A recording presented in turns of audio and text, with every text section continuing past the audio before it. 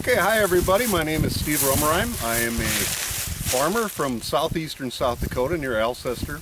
Not only do I raise crops, corn, soybeans, and alfalfa, I also have a lot of hogs and some cows and cattle, so I try to stay busy all year long doing those kind of things. Hopefully in the next 9 months or so, I think we get a visit every month, and I'm going to try really hard to get you guys to understand what I do as an agriculturalist. And we're going to talk about a lot of things. We're going to talk about history, we're going to talk about math, we're going to talk about science, we're going to talk about crop science, animal science, we're going to talk about genetics, we're going to talk about the legislator and what that means to us as producers, which probably sounds familiar because that's just about everything you guys are going to be learning in school for the next 10 or 12 or maybe even 16 years. So please know that everything I went through at your age, I'm using today, so keep that in mind. Learning is something we do every single day, and that's one of the reasons I wanted to do this, is to prove to you guys that what you're going through, you need. So work as hard as you can.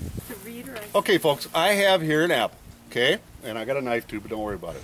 Alright, so what we're going to do, we're going to use this as an example of our planet, okay? This is going to be the Earth. Okay, so what I'm going to do, I am going to cut this apple into a quarter, like that. Maybe I'm going to cut it into a quarter. There we go. Now what we have left of the earth is land. The rest of this is all ocean and water. Okay? We can't farm much of that. So we have this. Now I'm going to take this and cut it into about a third. Okay? So this what I have left in my hand represents the land that we can actually farm. Okay? We got mountains, we got desert, we got all kinds of land, but we can't farm very much of it, okay? So that's about that much of our earth we can actually farm. Now what I'm going to do here, I'm going to peel this as thin as I can without cutting myself. Okay, what's left, see that compared to the whole earth? This is topsoil. That's all we have to work with on this whole planet. This feeds just about everybody in the world, which is up 7 billion, I believe. 450 million of them in our United States. So seeing that and knowing that, what does it take to raise as much as we possibly can when we only have this much left? We're here where I live now.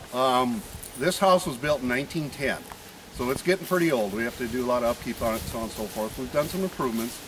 But the reason I'm here and bringing it up to you guys is that I'm the 5th generation farmer to live here, all in the same family. And we're kind of proud of that. We've been farming, the place was homesteaded in 1874, and if you look down by these bins over here, there was an old sod hut, which was the first home. The second home was where this garage is, over here, and this is the third home that was put up in 1910. So that's called heritage. And there's a lot of history involved in building a farm and keeping the kids coming back to the farm to continue what the last generation started. So when you're in production agriculture, those are kind of important things.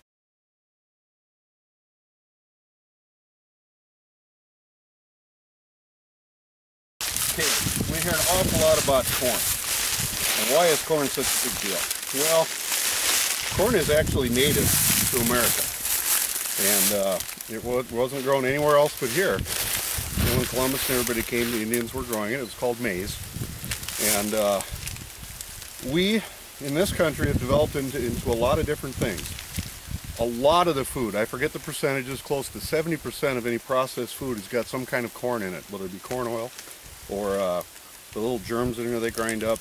Everybody knows about corn flakes and everything else, but predominantly the corn that I grow and the corn that's grown anywhere around here in the Midwestern states is used for livestock feed. Beans earlier, and I wanted to show you a soybean plant. Here is a piece of one. They're usually quite a little longer and taller than this. I wanted to show you what a soybean pod. Okay, these grow up, they're bright green and really pretty until they die. And then they turn into this. And you see how easily that pod just crinkles up? And we take these little jewels out of there, look like little BBs. Okay, and that's a soybean plant. What do we do with soybeans? Well, again, 95% of soybeans goes to feed livestock. The other 5% go into tofu and edamame, human food, that we do a little bit of fuel. These little guys are very, very useful. They are a very, very good source of protein. And we'll get a little more into nutrition and stuff later when we're talking about livestock. But this is a protein source for our livestock. Corn, alfalfa is another, which is right over there. Alfalfa is another very good source of protein for our livestock. But as everybody will learn, you have to have a balanced diet. So does our animals. They have to have a balanced diet. And protein is a very, very important part of that. And so these soybeans have been very useful to animal nutritionists and human nutritionists and everybody else in coming up with ways to have protein in our diet.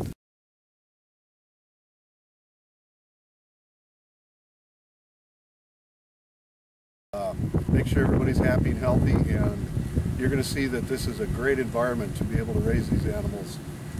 As many as we do, this is not a very big facility. Okay, what you're looking at over here is a few of my cows. They're out on one of my pastures. A cow with 4 stomachs is called a ruminant. So they're able to eat grass and alfalfa and convert it to energy, protein, absolutely everything they need. So pasture is very important if you're going to have a cow. And her one job, besides eating a lot, is to have babies.